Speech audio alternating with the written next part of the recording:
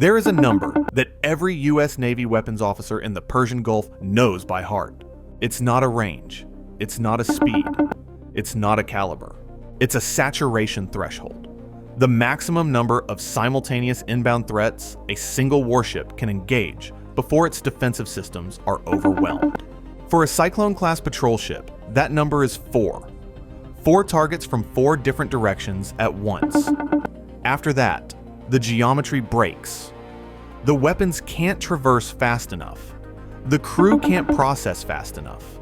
The ship becomes reactive instead of proactive. And reactive in a close-range naval engagement means dead.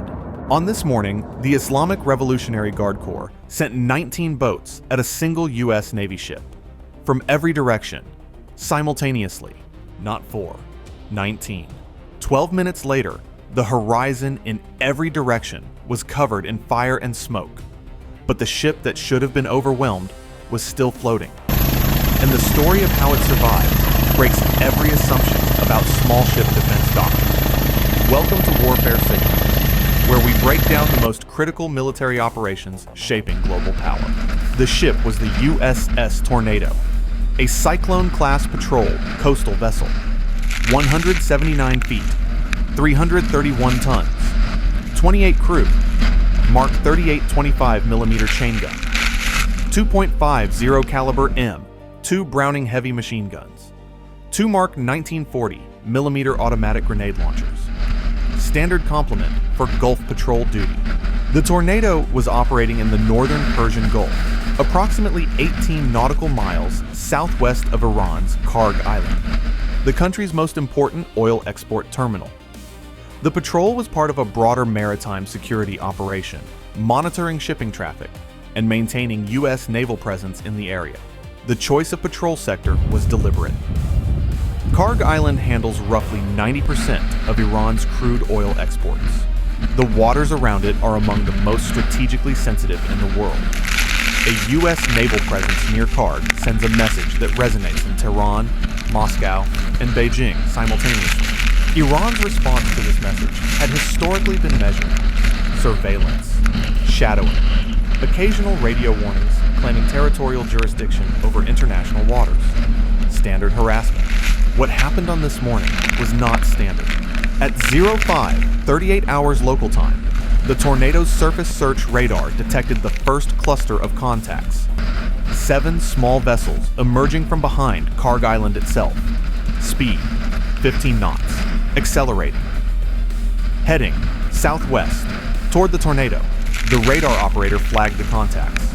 7 boats from Kharg, likely IRGCN fast boats from the island's naval garrison. At 15 knots, they could be routine patrol activity. The officer of the deck noted the contacts and increased monitoring frequency. At 0541, a second cluster appeared. 5 contacts, bearing 140 to the southeast.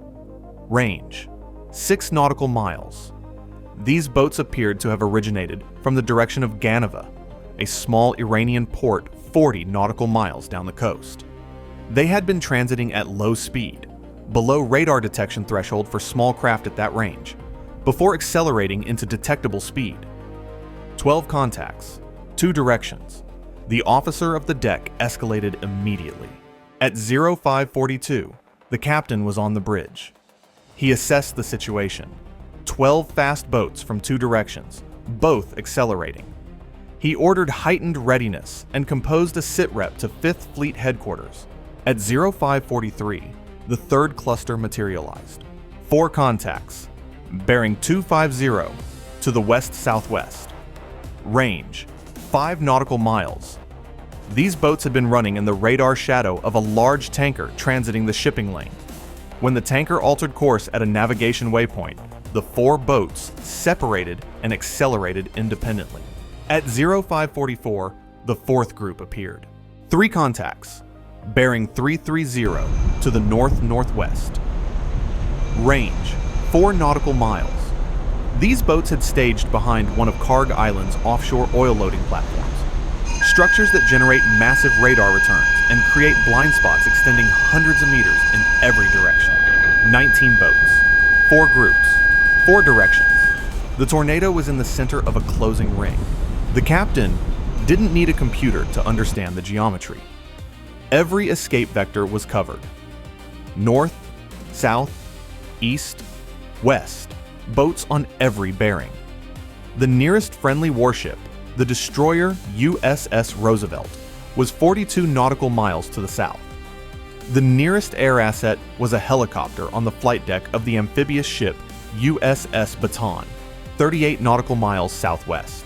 Even at maximum response speed, help was a minimum of 12 minutes away, and the ring was closing in 8. General quarters, 0544.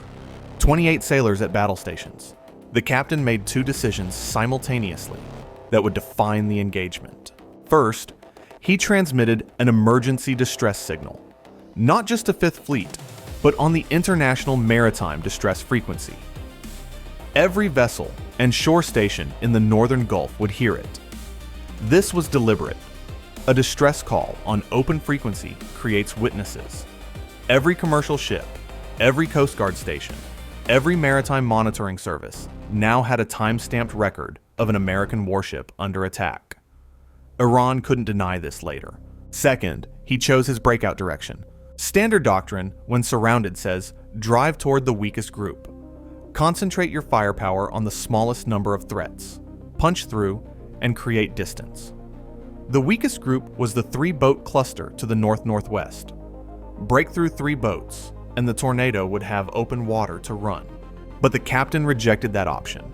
The 3 northern boats had staged behind an oil platform, indicating coordination with the Kharg Island group. Breaking north meant driving toward Iranian waters, toward more potential reinforcements, toward the enemy's home ground. Instead, he chose the 5-boat group to the southeast. More boats than the northern group, but the southeast vector led toward open Gulf, toward the Roosevelt, toward reinforcements. If the Tornado could punch through 5 boats, it would be running toward help, not away from it. Full speed, 35 knots, heading 140, directly at the southeastern group. At 0546, radio warnings transmitted on channel 16. Standard hostile approach language. 3 transmissions in rapid succession. The response came from the northern group. A voice in Farsi, translated in real time by the ship's intelligence specialist. American vessel, you are in Iranian operational waters. Stop your engines and prepare for inspection. The Tornado was in international waters. GPS confirmed 16.3 nautical miles from the nearest Iranian territorial boundary. The claim was false, but the demand, stop your engines and prepare for inspection, indicated the IRGCN's intended narrative. This was to look like a law enforcement action, not an attack. The captain ignored the demand. The Tornado accelerated to flank speed. At 0547, the southeastern group opened fire. 2 boats simultaneously. KPV 14.5 millimeter heavy machine guns. The rounds struck the water ahead of the Tornado, either warning shots or poor aim at maximum effective range. The bursts walked closer with each second. At 0548, the captain ordered weapons free. The Mark 38 chain gun, already trained on the southeastern group, fired at 1,400 meters. 25 millimeter high explosive rounds. The first burst found the lead boat in the southeastern formation. Hits along the waterline. The hull cracked. Water flooded in. The boat slowed rapidly, listing hard to starboard. The forward .50 caliber engaged the second boat. Sustained fire. Armor-piercing rounds punched through the engine compartment. The boat lost power and began drifting. 2 boats down, 3 remaining in the southeastern group. The Tornado was driving through the gap, but the other 3 groups were closing from behind and the flanks. At 0549, the northern group, 7 boats from Kharg, reached 1,000 meters off the Tornado's port quarter. Machine gun fire erupted from multiple boats. Rounds struck the ship's superstructure. The aft mast took several hits. A communications antenna was severed. The aft .50 caliber mount engaged the northern group. The Mark 19 grenade launchers joined. 40mm grenades arcing toward the trailing boats. One grenade scored a direct hit on a boghommer's bow. The explosion didn't destroy the boat, but killed its forward momentum. Debris and spray forced the boat behind it to maneuver hard, disrupting its firing solution. At 0550, the Western Group, 4 boats, reached the Tornado's starboard beam at 800 meters. These boats were faster than the others, later identified as newer Zulfiqar-class fast patrol craft capable of 52 knots.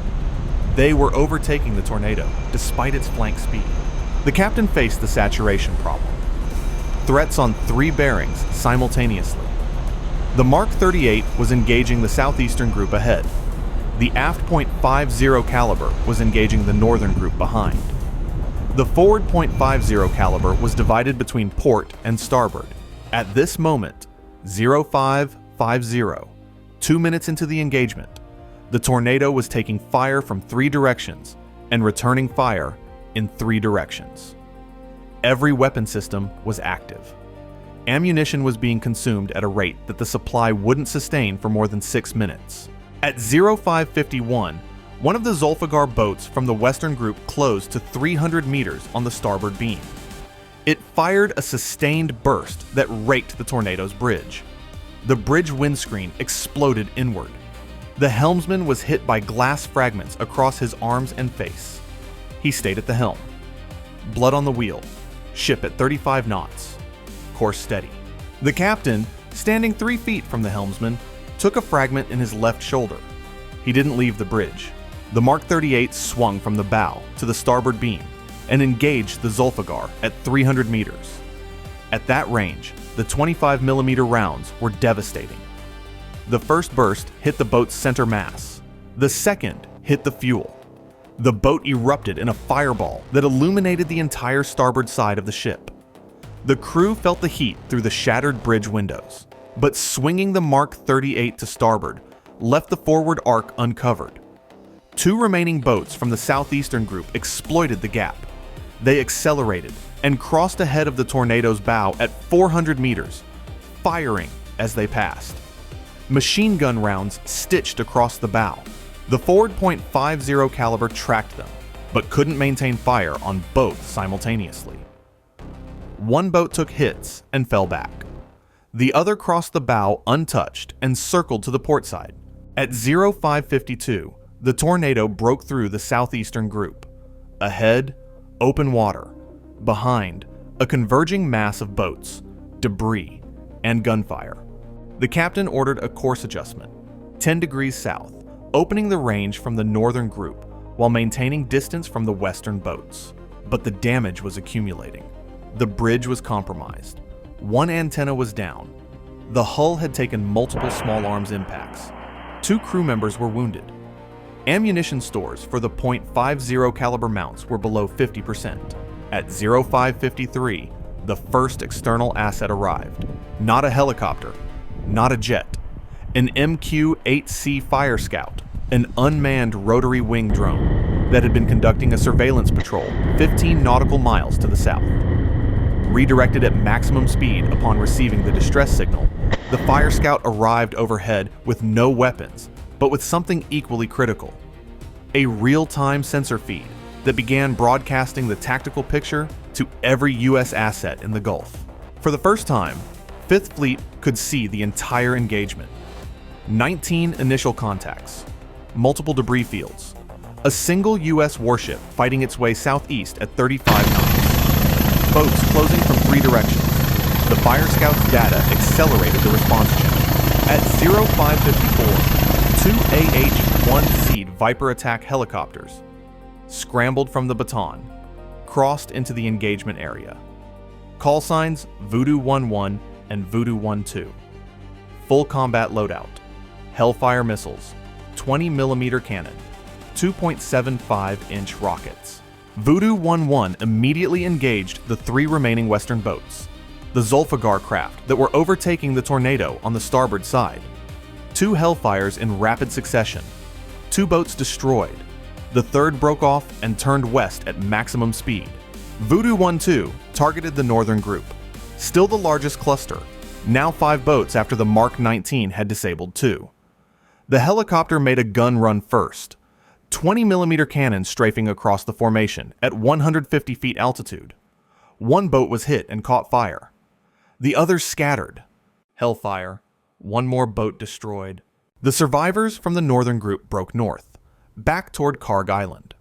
The Vipers pursued for 1 nautical mile, but did not follow into the island's immediate vicinity. At 0556, the engagement's final phase. 3 IRGCN boats remained operational, 2 from the southern group that had circled around, and 1 that had crossed the Tornado's bow earlier. These boats were now between the Tornado and the approaching Vipers, caught in a closing vice. 1 boat surrendered. Its crew stopped the engines, raised their hands visibly, and made no attempt to flee. The Viper circled, but did not fire. The Tornado continued south without stopping. The other 2 fled. 1 was tracked by the fire scout heading northeast. The other simply disappeared. Its small radar return lost in the sea clutter as it reduced speed and tried to blend with commercial traffic. At 0558, the formation commander on the Roosevelt, now aware of the full tactical picture via the fire scout feed, ordered cease fire across all assets. 12 minutes from first shots to silence. The final count. 19 IRGCN fast attack boats had participated in the attack. 11 were destroyed. 3 were disabled or adrift. 1 surrendered. 4 escaped. 2 to Iranian waters. 1 lost in traffic. 1 recovered by Iranian forces from the disabled group. The Tornado sustained 74 confirmed small arms impacts, the highest number recorded for a U.S. Navy vessel in a single engagement since the tanker wars of the 1980s. The bridge windscreen was destroyed. 1 communications antenna severed. 3 hull penetrations above the waterline. An external fuel line ruptured. Multiple superficial impacts across the superstructure. 6 crew members were wounded. The captain, shoulder fragment. The helmsman, facial lacerations. 2 gunners, shrapnel from near misses. 1 engineer, burns from a small electrical fire caused by a round severing a power cable. 1 lookout, concussion from a blast near his position. All 6 survived. The captain refused evacuation until the ship reached Bahrain. The Tornado limped into port under its own power, escorted by the Roosevelt and 2 additional patrol ships. Repairs took 47 days. The ship returned to service. The after-action review produced 3 findings that reshaped Gulf Patrol doctrine. First, the saturation threshold was real. At the peak of the engagement, 055, 0 to 0552, the Tornado was overwhelmed. Threats exceeded the ship's ability to engage simultaneously. The only reason the ship survived the saturation window was the captain's decision to drive through the weakest group rather than defend in place. Movement, offensive movement toward the threat, was the survival factor. Static defense would have been fatal. Second, the IRGCN's multi-staging approach, using oil platforms, tanker radar shadows, coastal ports, and island garrisons to stage boats from 4 separate positions, represented a leap in operational complexity. This was not a spontaneous swarm. This was a rehearsed, coordinated military operation involving at least 4 separate unit commands. Leaked assessments from Allied intelligence indicated planning had begun at least 3 weeks before execution. Third, the 12-minute survival gap. From the moment of first contact to the arrival of the Vipers, the Tornado was alone. 12 minutes. In those 12 minutes, the ship's crew fought a 19-to-1 engagement and maintained combat effectiveness through sheer aggression, ammunition discipline, and a captain who refused to let his ship become defensive. CENTCOM's response was immediate. Within 30 days, all Cyclone-class patrols within 25 nautical miles of Iranian territory were assigned dedicated overhead drone coverage, either MQ-8C Fire Scouts or MQ-9 Reapers, to eliminate the surveillance gap. Helicopter quick reaction forces were pre-positioned at reduced response ranges. Iran denied the engagement publicly. State media made no reference to it for 5 days. When coverage appeared, it described an American warship firing indiscriminately at Iranian fishing vessels near Kharg Island. No mention of 19 boats, no mention of the four-direction approach, no mention of the military-grade weapons used. But internally, the IRGCN assessed the operation differently. Intercepted communications revealed a command-level review that concluded the attack failed because of one variable: the captain's decision to drive southeast instead of north. The northern breakout toward Iranian waters was the planned outcome. Had the Tornado run north, it would have driven into a prepared secondary ambush staged behind Kharg Island. Additional boats, shore-based weapons, and potentially coastal anti-ship missile batteries were waiting. The captain's instinct to run toward open water and friendly forces against the seemingly logical choice of breaking through the smallest group saved his ship from a trap he didn't even know existed. When asked about his decision during the debrief, he gave an answer that became required reading at Naval War College. They wanted me to go north. Everything about the approach was designed to push me north.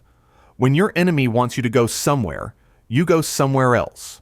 The Tornado's battle: 19 boats, 74 impacts, 6 wounded, 12 minutes, entered the tactical curriculum for every surface warfare officer deploying to the Gulf. The lesson is simple. The math says you can't survive 19-1. The math is wrong if you refuse to fight on the enemy's terms. Stay vigilant, stay informed. I'll see you in the next one.